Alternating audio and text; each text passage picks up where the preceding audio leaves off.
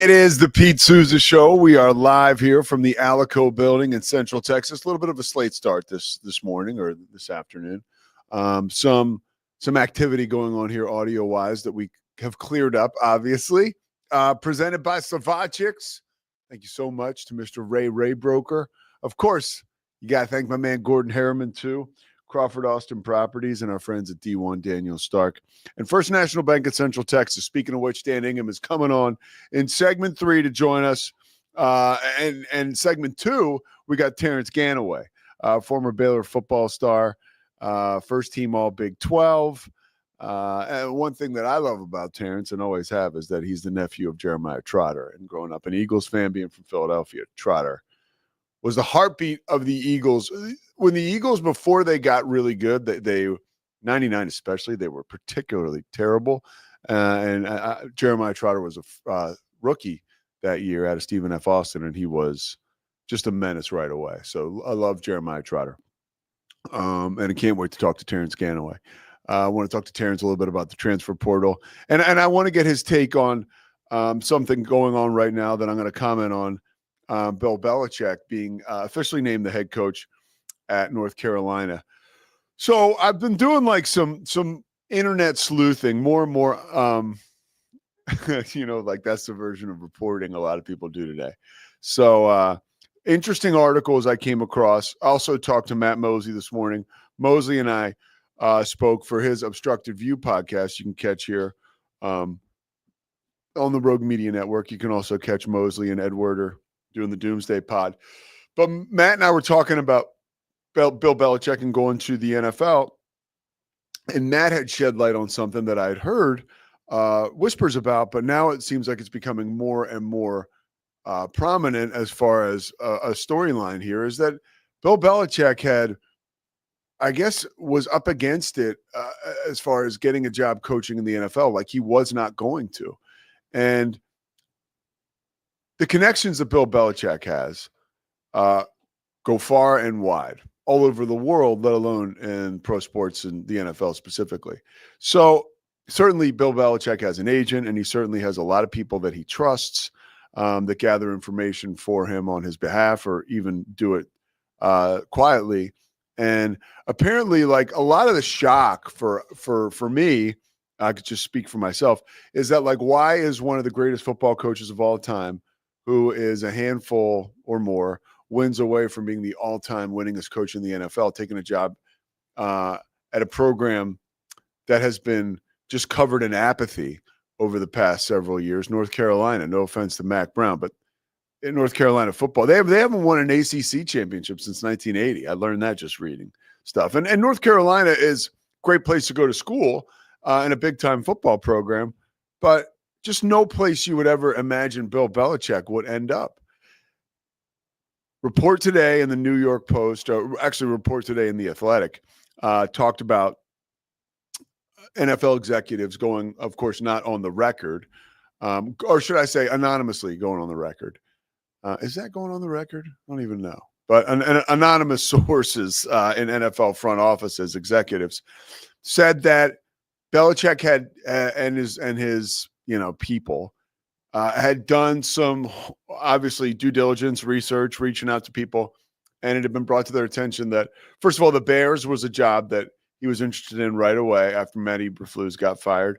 It was conveyed, this is according to this report in The Athletic, that the Bears were looking for more of an offensive-minded coach, that somebody who could jive with Caleb Williams, and that would make sense coming off the Matt Eberflus situation because he is a defensive guy.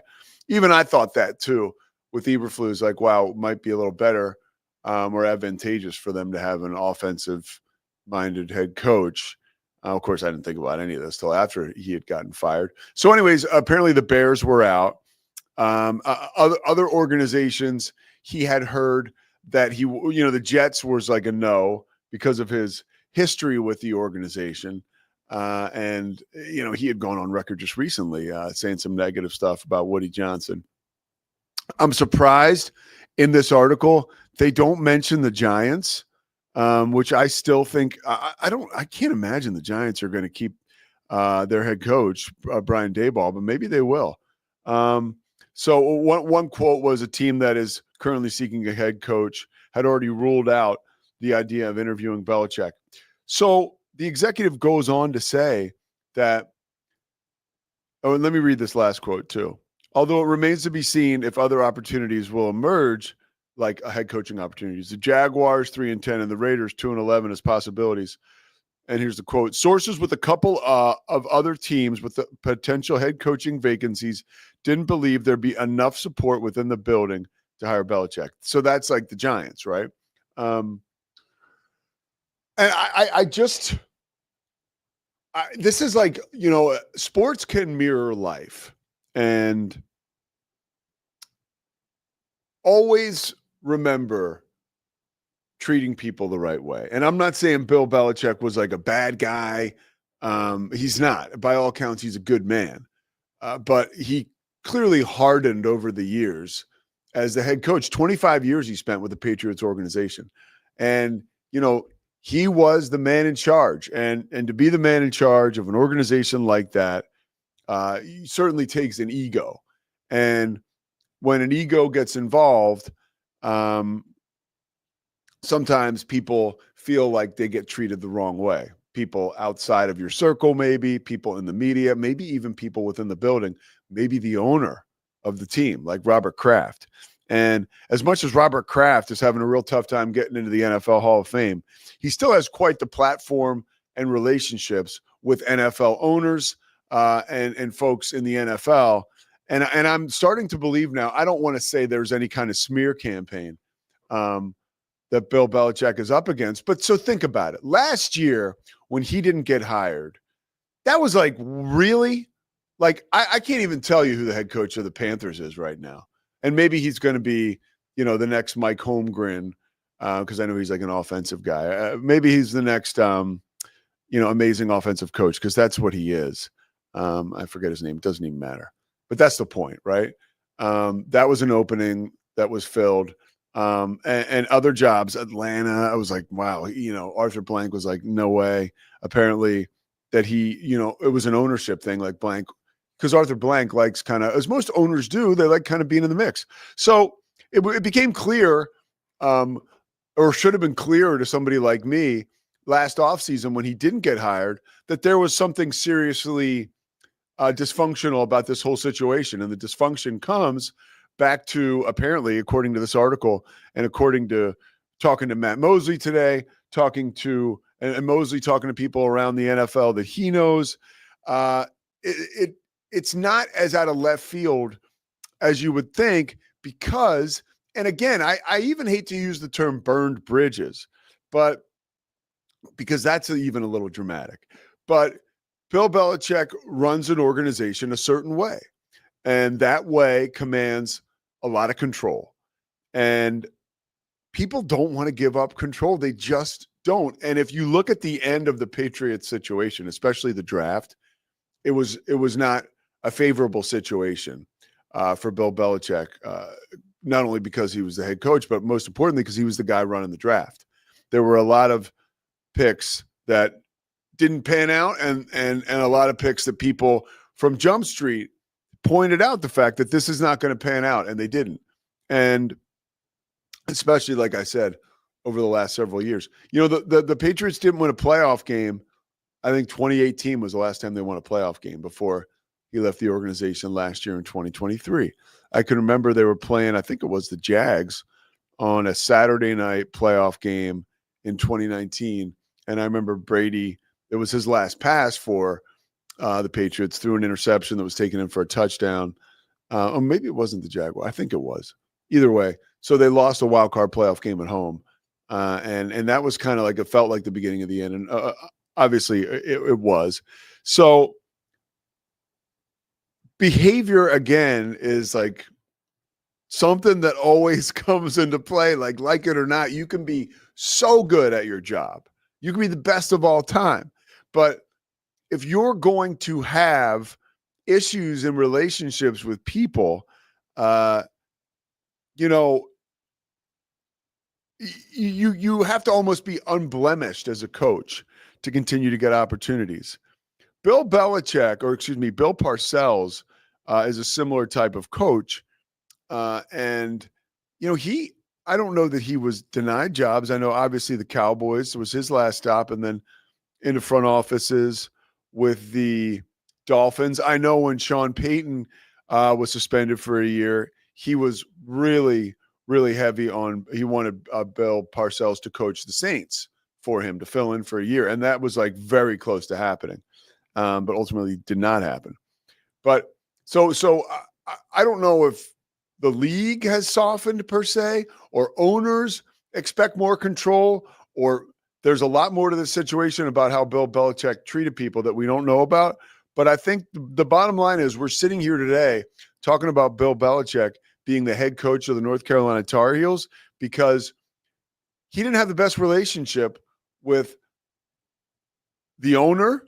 You could say the quarterback. I mean, somebody could say Tom Brady left because of a relationship with Bill Belichick or lack thereof. And so that's not exactly like unblemished, right? Like when you look at that, if you're thinking about hiring this guy, you're like, okay, so he's going to be a huge pain in my ass. And it's not like he's coming off a Super Bowl. In fact, he hasn't won a playoff game. He didn't in the last 4 years he was in the NFL. So maybe it makes a little more sense, now that you get a chance to take a beat, take a breath, and understand, okay, well, maybe this is why this happened. And it was some of the other. So his girlfriend, I give this girl credit, Jordan. I don't know her last name. Maybe it's Jordan Hudson. So she tweeted or put on Instagram, on to Chapel Hill or on to North Carolina. I'm starting to soften on this relationship. One, because, ultimately, like I'm just kind of over it. Yesterday, I was pretty upset. I still am bummed. I love Bill Belichick. I just don't want him to become irrelevant. I do not want that to happen. Not when he still has good years left, and what he can give a big time organization. But whatever, who cares?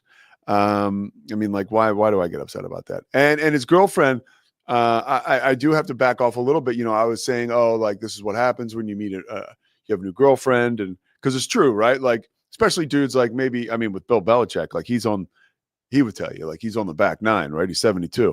But like a midlife crisis, you meet a new girl, you start doing crazy stuff like wearing leather and riding a motorcycle, and all kinds of crazy stuff. Anyways, she was not behind this decision. If she was, whatever. I guess they've been together since like 2022. So whatever. What are you going to do? I'm kind of bummed Bill Belichick is not going to be the next head coach of the Cowboys or the Giants or be on, Pat McAfee. I will say this, when I raise the finger, I have something major coming at you. I think that if I was him, I would still try to go on McAfee and I would still try to do the Manning cast and stuff like that. I think he probably would be well served by doing that. And maybe he will. A guy who we can talk to about all this is Terrence Ganaway, and he's coming up next. I cannot wait. The Pete Sousa Show, powered by the Rogue Media Network, presented by Slovakics. We'll be right back. It's the Pete Sousa Show. Sports, Pete. Nobody tells our stories better than our clients. The difference is stark. I was rear-ended at a stop. I thought I was fine, and then once I got home, I realized it's a lot worse than I thought. I ended up having a ruptured disc. You say you're not hurting, and then an hour later, you're saying you're in all this pain. I just felt like most people would think that I was lying. And that's when I decided to call Daniel Stark. I owe a lot to Daniel Stark. They really got me what I deserved. The difference is stark.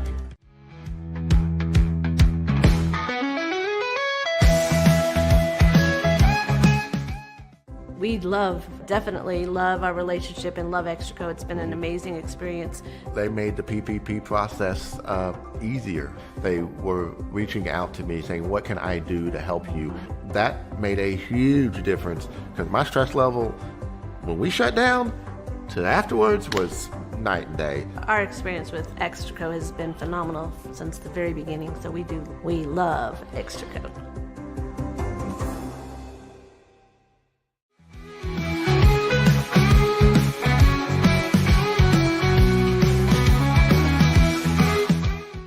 All is right with the basketball world. God's gift to the game of basketball, the Boston Celtics are back in the NBA Finals, baby.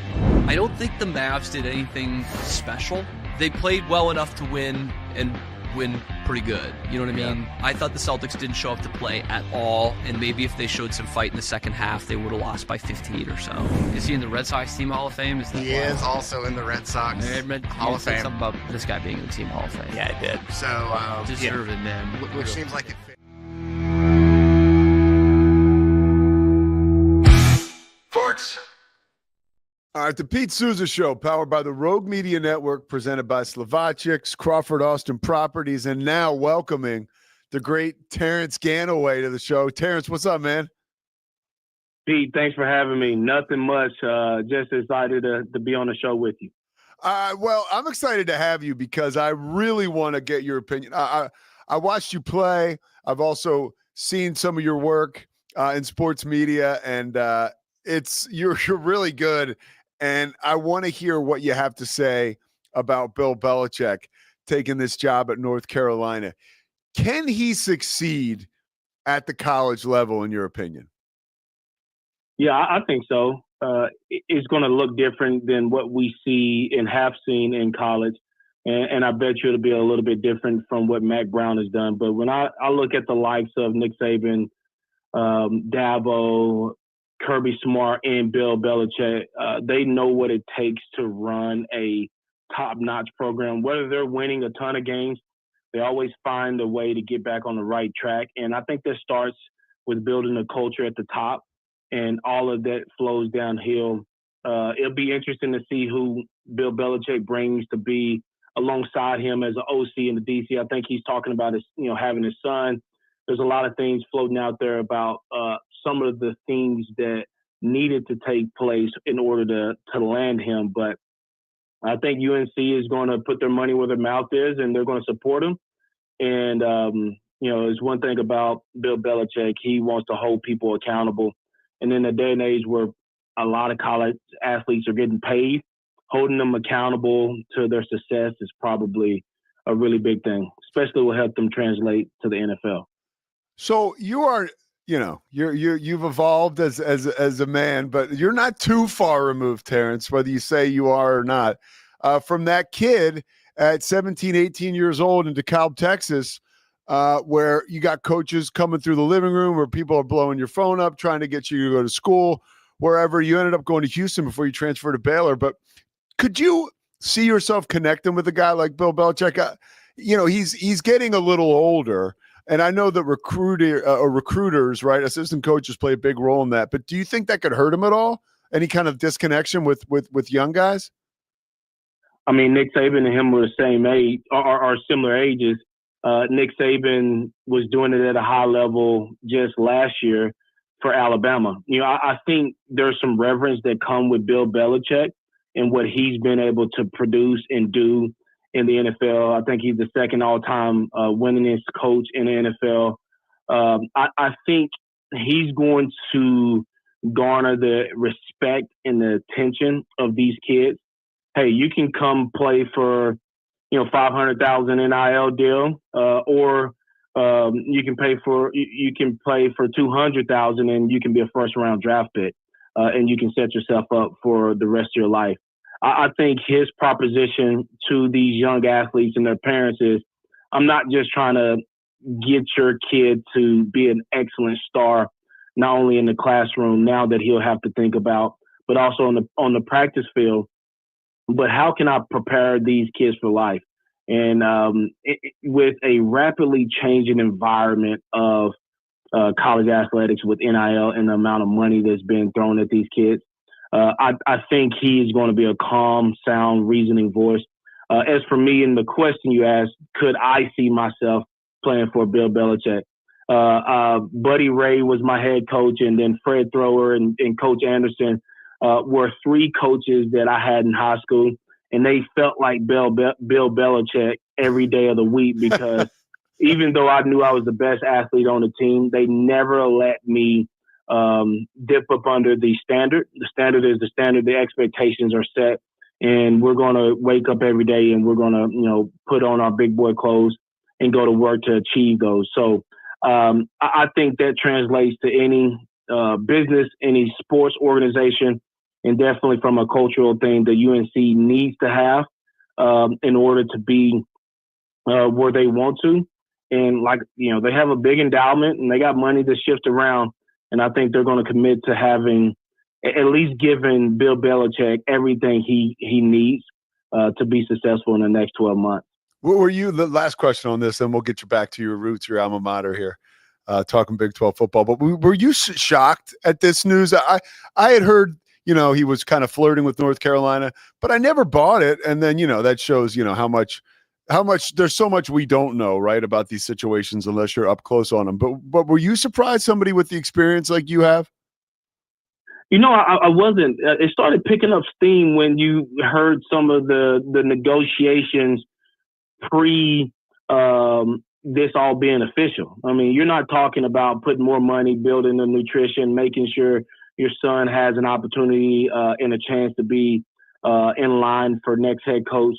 Those conversations don't happen unless you're very close to the end. And I think they did exactly what they needed to do to land Bill Belichick. And I know he's going to be he's going to try to put his best foot forward. And so I'm not surprised. I am eager to see the staff that he gets together there at UNC because, to your point, I don't think Bill Belichick is a lovey-dovey guy.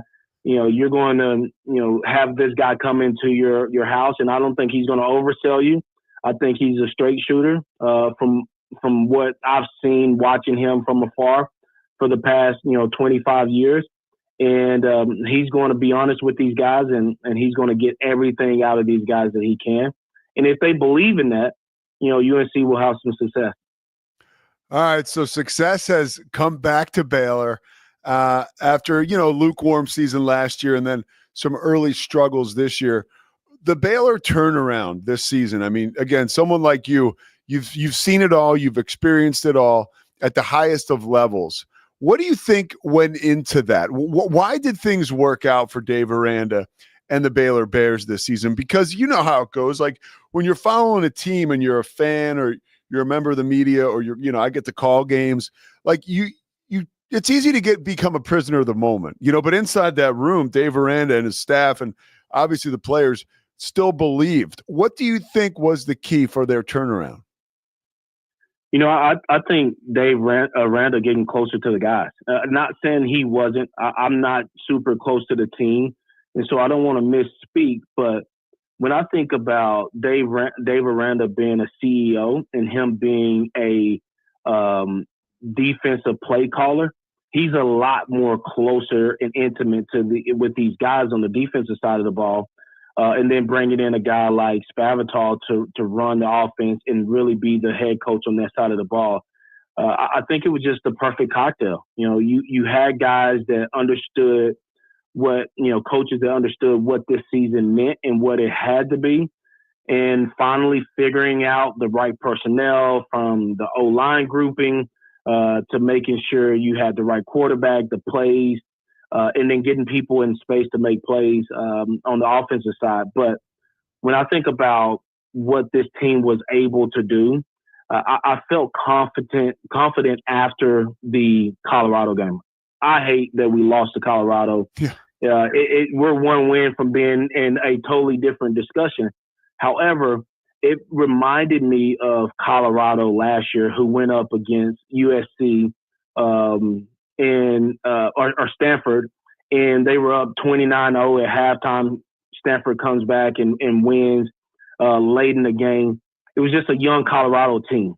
Although this is Dave Aranda's fifth year being with the program, I just felt like it was a young team as him as DC, with Spavital being in his first year, and they just had to work out their kinks. We took a bye, and I thought we won the bye in preparation, detail, and focus. And, we went on a hot streak. And so I was always a big fan of Aranda when the season started. But it came front of mind when we played Colorado. What's that like when you have – I can't imagine the elation and the camaraderie and the connection that just gets stronger as you continue each week, winning and winning after having such a tough start. Have you ever had an experience like that where you start off, poorly and then people kind of give up on the team, people outside the building, and then you finish strong? What's that like? Yeah, I mean, I had a couple of, I had a 4-8 season and a 7-6 season, my sophomore and junior year at Baylor, where we got on a roll and we won all these home games and we go beat Texas on the road in 2010. We become bowl eligible for the first time, and that confidence bleeds over into a recruiting class. It bleeds over into a really good off season of preparation and detail and focus. And, we started out the season the next year. We beat TCU, who had just come off a Rose Bowl victory. And, we felt really good about ourselves. And then we dropped three out of four games, to A&M and Kansas State as well as Oklahoma State. And it just felt nasty in the locker room. But we had guys that had been there before, knew what it took to get over it. And we just went to work. Like, we didn't change anything. I got good friends that are in the NFL, and they're going through a lull right now. And they just say guys need to play relaxed, loose. And as you can tell throughout the season, the team started playing a lot more loose and fluid. And that's confidence starting to set in, but also trusting the work and preparation that you put in. I mean, I tell my kids all the time, you don't get somewhere by accident. I hate when I talk to someone and they're like, well, I'm going to just, whatever happens, happen. I had a high school coach that said, there's three people in the world. There's people that make it happen, let it happen, and watch it happen. Which one you're going to be. And this year, Dave Aranda and staff, they made it happen. How do you as a player, if you get that, because that's got to be tough when people say play more relaxed. How do you do that? Yeah, I think it's got to be an environment the coach sets. The plays. It's not the play. I don't think Spavital after week 5 and week 6 is putting in a new install. From what I've looked at and watched, and I haven't broken down any film, but it looks like a lot of variation of the same plays, even on the defensive side. A lot of the pressures were variations of what we've seen earlier in the season. I think you just start to feed off of leaders. And when we needed big plays, there were guys time and time again that just showed up. And the sideline felt it, and the stadium felt it in some games. But at the end of the day, you just got to trust your preparation. I mean, you're there for a reason. You just don't happen to wake up on Saturday and you got a game. And so trusting your preparation. I'm a firm believer that you never rise to the occasion. You always revert back to your training. So whatever you train and you prepare to do is what you evidently eventually see on the football field. Talking with Terrence Ganaway right now. Terrence, when you look, this blew me away, and it speaks to what you're saying about Dave Aranda getting closer with the players. You look at some of the lists that come out, and I'm not saying these are like official lists, but from what I've seen online and stuff, it says like only 3 or 5 guys have entered the transfer portal from Baylor. And when you look around the Big 12, there's many more than that from other schools in the Big 12, some of which are headed to bowls. Right now, coaches and stuff coming and going have to do with that a little bit. But what does that say about the team and the program? That only 3 to 5 guys have so far have entered the portal. Yeah, I think there will be a little bit more attrition, but to your point, I think we are to date, we have less guys in the portal than any other Big 12 team. And it's buy-in. You're going to come and get coached up. We're going to expect you to be a young man, and we're going to expect great things out of you. And we're not going to renegotiate what we already committed to. And so what Aranda has done is gotten closer to the player. He's calling these schemes to fit his player's strengths. And they're only going to get better on the back end. They're only going to get better. We're bringing back a linebacker, all-conference linebacker. The defensive line is going to get more hungry and ready to go run. And we got running backs in a stable. So when you think about the recruiting and the guys we want to come back, this team is poised to make another great run in 2025. So who wouldn't want to be a part of that? I know Baylor's NIL is probably not the top of the Big 12, but what we can offer is that you're going to get a great degree. I have 2 degrees from Baylor. One I'm still paying on. The other one, the other thing is you're going to build relationships for life. And the tragic thing about NIL and the transfer portal now is I still talk to, Robert Griffin, Lanier Sampson, Phillip Blake, and some of these guys every other week and just check in and talk shop.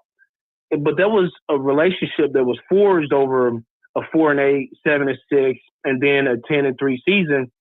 Now with these guys leaving, it's hard to build those relationships and camaraderies. So when you get a veteran team that's going to bring back a bunch of guys like Baylor, I think the Big 12 should be on notice. Travis, Terrence, that is a great point. When you mention the relationships that are forged over 4 years of being on the same team, you just don't see that today anymore. And I appreciate how you say it's tragic, because it is. Before I let you out of here, I got to get your thoughts. You're explosive on the offensive side of the ball, and somebody who's become explosive for Baylor is Bryson Washington, a kid right up the road, really, from Franklin, Texas.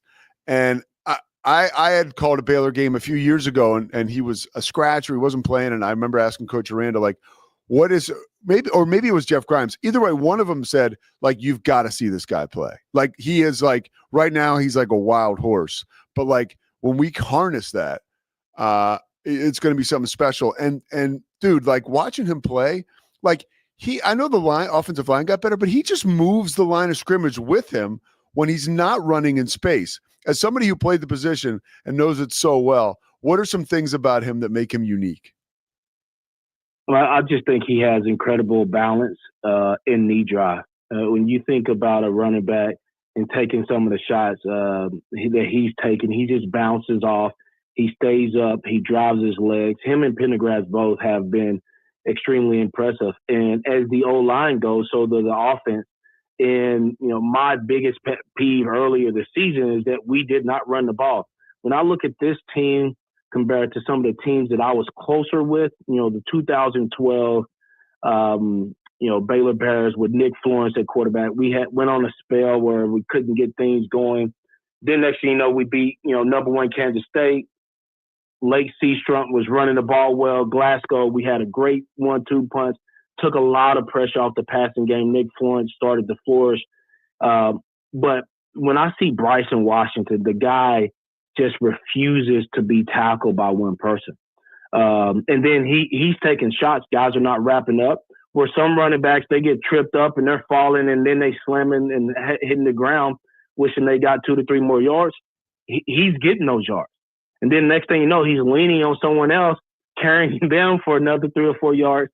And then by that time, the offensive line is rallying up, pushing the pile. It's just really impressive to watch. And when you're talking about a running back that runs like that with grit, determination, it galvanizes the sideline. And those old linemen, no matter what the weather is, how they feel, they're ready to go back, line up, and do it over and over again. So Bryson Washington was a leader on the field for us. I can only imagine the type of leader he is in the locker room, on the practice field, and in the weight room.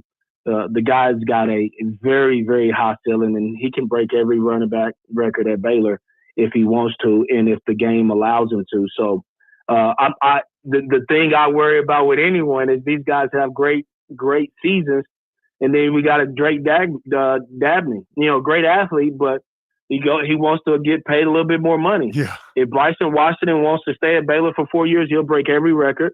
And, maybe a statue out there for him. He could be an Ashton Genty. He's that talented. And I think with having some of these guys come back and keeping the core team, it should be a special season for him next year as well.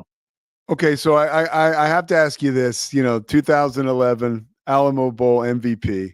That game was a signature game, or signature win, really, in Baylor football history, just because it was the first bowl win since 1992. You score 5 touchdowns.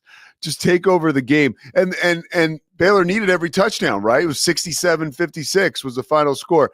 Do you ever look back on that with an immense amount of pride, right? Like, wow, like I assisted in putting this program or helping get them back on the map, because now, even though Baylor has down years, there still is, you guys restored a higher standard. And you specifically in that game. Do you carry a great sense of pride with you about that? Yeah, absolutely. And a great sense of gratitude. I played on a really good team, and I was just a byproduct of the environment that we built as coaches and players during that time. I am so grateful. I kid with Robert, if, I got the East Texas Heisman, the trophy from the Alamo Bowl, me being from East Texas, we call it the East Texas Heisman. But if Robert handed me the ball boy that year, I might have won the Heisman. But it is, but it takes those guys that come in that are overlooked, that don't care about anything else but working. We don't work out, we outwork. We outwork every opponent. And that's what was so special about Baylor at the time. Coach Kaz and the strength staff were phenomenal. And they probably lied to us about how fast we were and how strong we were. But on the game field, we believed it. And next thing you know, we were out there having a ton of fun, and we were winning games. So immense amount of pride, but a ton of gratitude for the people that paved the way for me to have an opportunity to go to Baylor, but also the team that we went to work every day, and we just never, slacked on renegotiated what our expectations were. We wanted to set the standard, and I think that's why, during that era, we achieved so much success. Terrence Ganaway, man, a lot of gratitude for you taking the time to chat with us today, man. I really appreciate it, and hopefully I can get you back on here sometime in the near future. Pete, anytime. Good luck, man. Thank you so much for having me. Happy holidays if I don't talk to you before Christmas and New Year's, but enjoy and be safe. All right. Thanks a lot, Terrence. Have a great rest of the day. Happy holidays to you too. Thank you, sir. Bye-bye. There he was. There he is. Terrence Ganaway, dropping some serious knowledge on us. We got another guy in studio now ready to drop some knowledge. Dan Ingham is back. He's got a nice jacket on too. You got to check this out. The Pete Sousa Show rolls on, presented by Slovacic after this. It's the Pete Sousa Show. Sports, Pete. Nobody tells our stories better than our clients. The difference is stark. I was rear-ended at 70 miles an hour. I was injured, had a concussion. The insurance company, they delayed. They were playing games from the initial conversation. They weren't going to help me. The biggest thing I learned through this is that you can't go through this alone. I called Daniel Stark. They were going to help me, and everything was going to be all right. Daniel Stark got me 10 times the insurance company offered. The difference is stark. We definitely love our relationship and love Extraco. It's been an amazing experience. They made the PPP process easier. They were reaching out to me saying, what can I do to help you? That made a huge difference because my stress level, when we shut down, to afterwards was night and day. Our experience with Extraco has been phenomenal since the very beginning. So we love Extraco.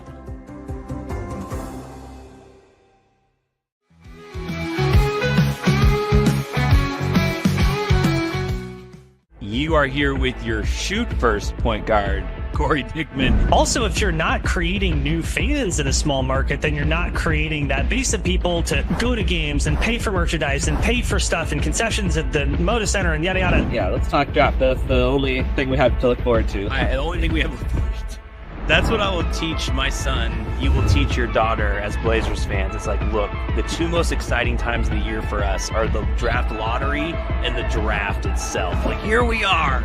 This is our thing. Give me some memories and thoughts. I know you had mentioned kind of the first time you had met Bill. What were some of those first memories that came back when you heard the news? Sports. All right, we are back here in the Alico building, and look who is back. Dan Ingham. It's good to be back. First National Bank of Central Texas. we were talking off camera before I brought you on. I got a couple things for you off the top, but let me stick to the hot subject. Bill Belichick. Now, I'm very curious to hear your thoughts on Bill Belichick going to the North Carolina Tar Heels, and then I'll tell you what I think. But you got to go first. So, I mean, two things. One, I'm intrigued by it. Like, I'm going to care a lot more about North Carolina football this fall than I normally would. Will it succeed? Man, I have no idea.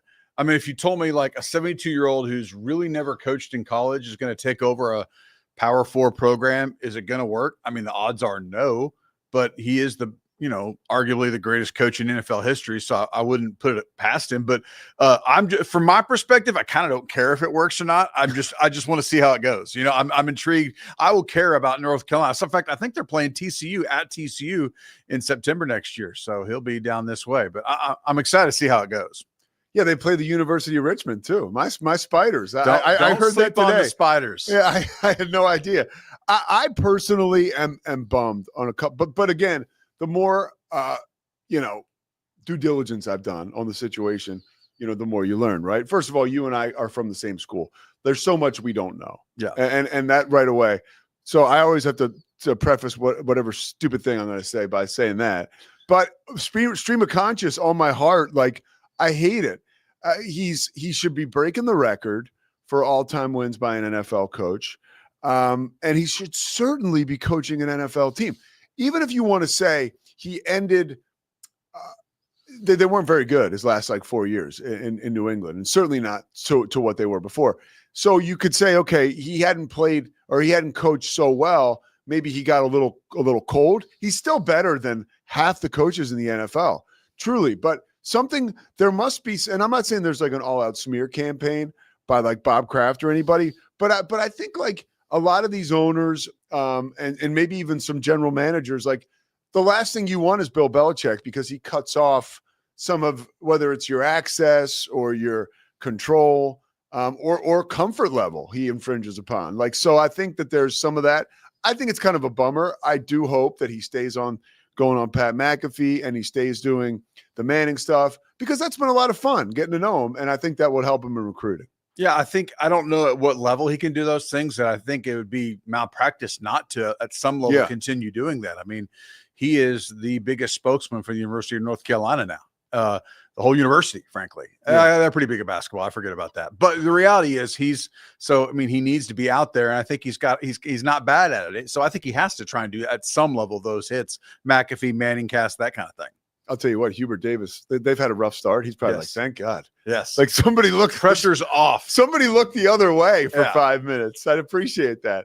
All right, so what do you think about how Baylor finished the season? We haven't talked to you in a little bit. It's been very exciting. They're gearing up for a bowl game. Your thoughts on Baylor headed into the Texas Bowl? I mean, if they're stock, they're doing this right now. I mean, they're a team that late September thought, we're going to have a coaching change. And now they've won all these games in a row. They're going to a bowl game against a good team that they can beat. Knock on wood, it looks like they're keeping most of their players. You haven't heard a lot about guys leaving in the transfer portal, and they have a good recruiting class coming in. So, wow, I don't know how you couldn't be excited if you're a Baylor fan right now. Do you feel at all like the expectations are going to get out of hand in the offseason? I love it. But guess what? That's sports, man. I mean, so are expectations going to be like Nick Saban level expectations? No. I mean, not every school would have had the patience to stay with Aranda after a couple disappointing years. Yeah. So, I mean, as long as he continues to, the expectation should be go to a bowl every single game. And then every year feel like going into it, maybe we got a shot to make it to Arlington. You're not going to make it to Arlington every year, not in a 16-team league, but be one of those teams in the mix in November. I think that's realistic if you're Baylor. For sure. And I think to what you said, we could take 5 seconds here to say that Mack Rhoades is a kick-ass athletic director. He really is. He was at Houston. They hired Kelvin Sampson there. Keeping Scott Drew is amazing. Matt Rule was going to do what he was going to do to find Aranda to replace him and to stick with him, and then to navigate the Kim thing, the Kim Mulkey thing with Nikki Collin. Obviously, he's done a terrific job. Well, and there's a lot of stuff that you might see that I certainly see behind the scenes too. He set up an infrastructure in that athletic department that emphasizes a lot of things, not just winning games. Of course, winning games is important. No, but it's how those coaches keep their jobs. It's how he keeps his job. Let's be real. But I've seen a lot of things said, the amount of input and investment he's put into the mental well-being of the athletes in the athletic department, the staff that he puts behind it. It's not just lip service. I've seen it firsthand. And so I am very impressed with that. Now that I'm a dad, too, you see that, you think, if I sent my kid here, you can feel good about being in an athletic department like that. No, and you see it being around student athletes, calling all the sports that you do, the softball games, like you're around it on the day to day. So you kind of reap the benefits almost too, as a media member that's around that. No doubt. And it's not just lip service. They put their money where their mouth is. All right. So I want to talk to you about Terrence Ganaway, our last guest. You got a big smile. I told him you said, what's up? I love Terrence, man. Yeah. So you worked with him. When I first moved here in 2017, I was so excited about working at KWTX because it felt like just a big station, right? Channel 10 did here. And part of the reason was because of your game day, Baylor game day. It was, you guys had a huge set. You put it out in front of the stadium. Baylor football was, well, I guess it was going through a tough period. It was on the way back up, but nonetheless, it was you, Terrence, Julie Hayes, and other folks too. But those are the ones that jumped out and grabbed me. What was it like to work with Terrence? Because you said you never knew what he was going to say. I mean, that's it right there. It was a lot of fun, first of all. Terrence is a really good guy, really smart, but he doesn't take himself too seriously. And there were some years where we couldn't take ourselves too seriously. There wasn't a lot of good stuff happening on the field. So we would just have a lot of fun with those and try and inform as well, obviously.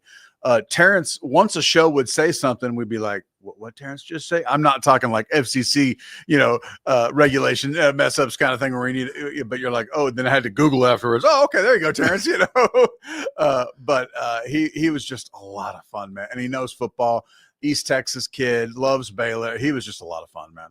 What was that like getting ready for that show? Because that was a big show. And I imagine it was a lot of work for you. You were the host. So, yeah, I was the host for maybe the first half of it, and I may be off on the years. And then when I left Channel 10 to work for the bank, KTBTX still had me on board. I didn't host and produce it then, which Who made hosted sense. then? What's that? Who hosted then? Gosh, we had a couple different folks come in. Was it Troy? Troy came in right after me. That's right. Okay. Gosh, and Tyler did for a little bit too. And then Tyler. Great. So, and it made sense. The person at Channel 10 should be the one hosting it. So I kind of came on as host emeritus / analyst / just, fill a seat guy, but it was so much fun. So honestly, that was more fun in some ways because my gosh, it was a lot less work. I mean, because as you know, producing an hour-long show was a lot of work. Yeah. And then they said, "Hey, Dan, we'll pay you to come in and just talk for an hour." And I would do prep work, but man, that was awesome. And I had so much fun doing it with the folks that we did it with. By the way, so Julie Hayes, right now, you want to talk about just like a megawatt talent. Yeah. I don't care. I would tell her this right now. Outside of like the sports that she's watching at nighttime or her sons and daughters like sports, Julie doesn't know a ton about the actual game. Sure. That's me saying that. Okay. You can disagree, but somehow that show would start and she was like on fire. Like she was amazing. Like, do you remember working with her and Terrence in particular being like, wow, like, I guess you knew her. She was a good friend of yours. So yeah. So I'm pretty biased because I mean, she had me in her wedding. I was an usher at her wedding. That shows you how close we are as friends and what I think about her. Well, she'll say that she introduced you to your Julie. And right? it's true. She did. She introduced me to my wife. Now with Kristen Clements, they did it together. But hey, that's neither here nor there. But I'm pretty grateful for it. But yeah, Julie is as talented a broadcaster as I know. Whether it was news or whether it was the game day show, oh man, we need to get this guest together. She'd be like, I have their phone number. And it's like, oh wow, I know President Bush's, landlord or not landlord, or gardener. He can come on and tell. I mean, it was literally, she just knows everybody. She had it. So she was interviewing Art Briles like pregame before every game. Live on the show. It's pretty awesome. I mean, when the team was on fire. Yeah, it was pretty good. And that was a cool element. I mean, it was a show. Golly, I mean, I feel like I'm just, bragging here, but it was dang good. We won an Emmy. It was Fox Sports Southwest for a couple of years, even picked it up and put it on their air. So it would air live on Fox Sports Southwest at the different regional, Fox Sports Oklahoma City, Fox Sports in this area, that kind of thing. That's money. Okay, so let's go to your picks. All right. What do you? I mean, your Cowboys are in trouble. Oh yeah, so I'll start with that. Dallas Cowboys are my first pick. they had like that sliver of hope still to make the playoffs. You could kind of see it in the path possibly if they had won against the Bengals. That's gone now. Okay. Thanks to muffing a punt right there. Carolina is a 3-point favorite. If I would have told you that 2 months ago that Carolina's be a 3-point favorite. Are they really? Yeah. I'm Carolina, and I give those 3 points. This is going to be a wounded Cowboys team, so I got take it to the bank. I got Carolina there. Really? Yeah, I got Carolina. Doesn't that even sound weird? Carolina Panthers take it to the bank. It does. Bryce Young. I mean, Bryce Young's playing well. I'm going to age the two of us. We remember when Carolina shocked the Cowboys in the playoffs, like the divisional round, like in 1997 or whatever. Man, that's right. They beat Troy Aikman, right? Yeah. Yes. Good. Good memory. Yeah. Those Kevin Green and those guys, because they ended up, I think, going to the AFC Championship last year. They lost to Denver. But yeah, that was an amazing run that they had. So the Cowboys going there and losing just seems like a bizarre, weird world. Yeah. You know? So I got that as my other one. My other one, I mean, college games, not a lot to choose from this week. I'm going to go with, of course, the Army-Navy game. Army having one heck of a season. They are 6.5-point favorites over Navy this weekend. They're playing this one in D.C. or at FedEx Field, whatever it's called there now. 10 of the last 13 times Army and Navy have played, it's been a one-score game. These are really tight games. I'm going to say Navy, the underdog, Navy too. Take the points. Getting 6.5 points in a low-scoring game because, it's going to be up and down the field. Navy and the points. That's my other take it to the bank. I love it. Yeah. All right. So how about what's going on there over at the bank? I saw, I get to see Handsome Dan on Instagram yesterday. I'll take it. And he's but you're on there, and it seems like you guys have some really good stuff going right now. Yeah, and people can get involved in it. So there's a great nonprofit called KW Stevens Ministries here in town. It's a young woman who she finds women who maybe are single moms or in tough situations, and she makes sure that they get toys to give to their kids for Christmas. And so we've put out a donation box at our Waco location on Valley Mills Drive, our Woodway location on Highway 84, and our China Spring location at China Spring Highway. You can come in, bring in a toy, and she will find a home for it. The goal is over 400 kids, and there's lots of great opportunities like this. We know that there's Toys for Tots, other deals, and we're not trying to take away from that, but this is a woman who goes into some of the housing projects and personally make sure some of these moms have a gift to give. And so we definitely love getting behind it. Any logistics, like can people give monetary donations, or does it have to be like an unwrapped gift? I don't know the website, but if you Googled KW Stevens Ministries, there is a website, and I believe there's a donate button on there as well.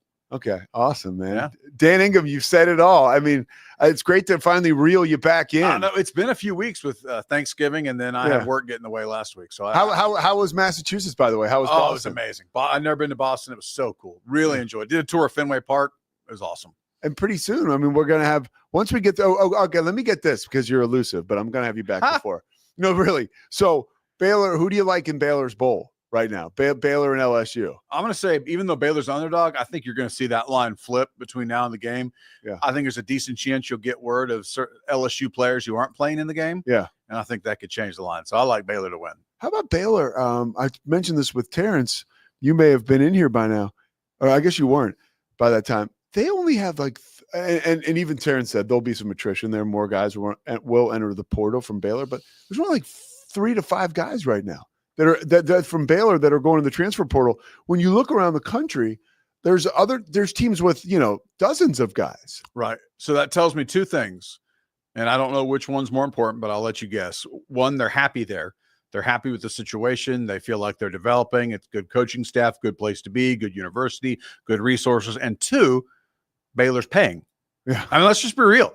I mean, like, you might get a little bit of a hometown discount if you're not paying, but if you're not coming to the table with like the right NIL money, you're going to lose those guys. So that tells me Baylor is at least competitive in that world, because if they weren't, you would see a mass exodus. That's a great point. Like they really are doing what it takes. Yep. Will be interesting to see. Hopefully they can keep a guy like Bryson Washington if he goes and asks for more. No kidding. But hey, it's all about negotiations. Well, and my guess is Baylor's been pretty proactive about that. You kind of have to be. You can't wait till transfer portal day to start having those conversations. Just let us know if like Sawyer Robertson or Bryson is in there, Bryson Washington cashing any big checks over at the bank. All right. Well, I can't talk about that. Dan Ingham, take it to the bank. First National Bank of Central Texas. Thanks, Dan. See you. All right, that'll do it for today's show. We'll be back with you tomorrow at 1 o'clock Central Time. The Pete Sousa Show, powered by the Rogue Media Network, presented by Slovaceks. We'll see you tomorrow. It's the Pete Sousa Show. Sports, Pete. Nobody tells our stories better than our clients. The difference is stark. I was rear-ended at a stop.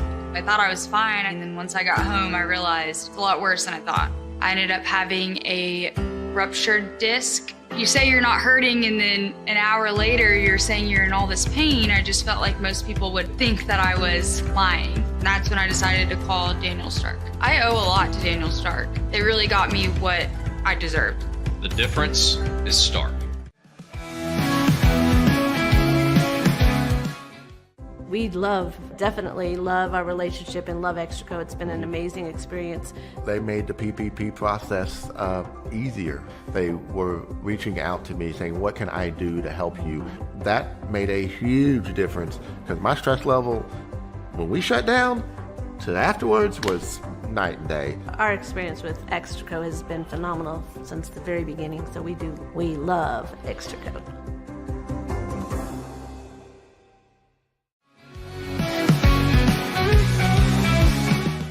I mean, yeah, a new coach comes in, they're going to turn the roster. I think that's just we've got all these transfer portal stats and what Dion did and what Fritz has done. I mean, that's the deal, man. That's the game that's being played nowadays. Maybe a little bit unknown at quarterback. I mean, unknown to the rest of the world, but you know, he dove into the portal and got a guy who is super, super athletic.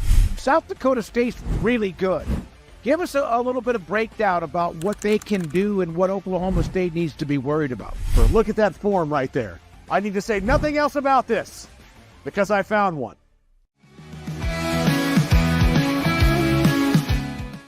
It is Matt Mosley, and it's the Obstructed View podcast, Rogue Media Network. I think they're learning that there's really no wonderful view of me. See, I feel like they think this feed's going to be really wonderful. There must have been no BS, like 20 scouts, 15 to 20 NBA scouts there to see him, and he was top 5. When your old number wasn't working, I went through various channels to track you down. So unfortunately, you can never get away from me. But I'm happy to have you today. No, thanks for having me. And you know we always family no matter where I'm at.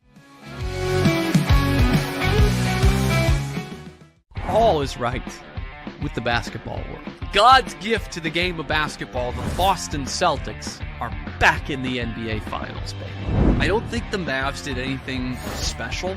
They played well enough to win and win pretty good. You know what I mean? Yeah. I thought the Celtics didn't show up to play at all, and maybe if they showed some fight in the second half, they would have lost by 15 or so. Is he in the Red Sox Team Hall of Fame? He is also in the Red Sox Hall of Fame. Something about this guy being in the Team Hall of Fame. Yeah, I did. So, deserved it, man. Which seems like it fits. Welcome to a special edition of the Doomsday Podcast. Look at this. We got one of the great golfers in the world, certainly one of the great pass rushers in NFL history. But he also had a vision for you. And so it was like you had the best of both worlds, right? You had somebody on you early, and then you had somebody who was maybe more relaxed. What were a couple of your biggest takeaways? The person you referred to that I spoke with, I've spoken to some personnel people and general management of the league to get some, independent, objective assessments of the players the Cowboys picked, and we'll go through that. Has the general manager changed at all in the draft for you? Nope, it's been the same since I was here the last time.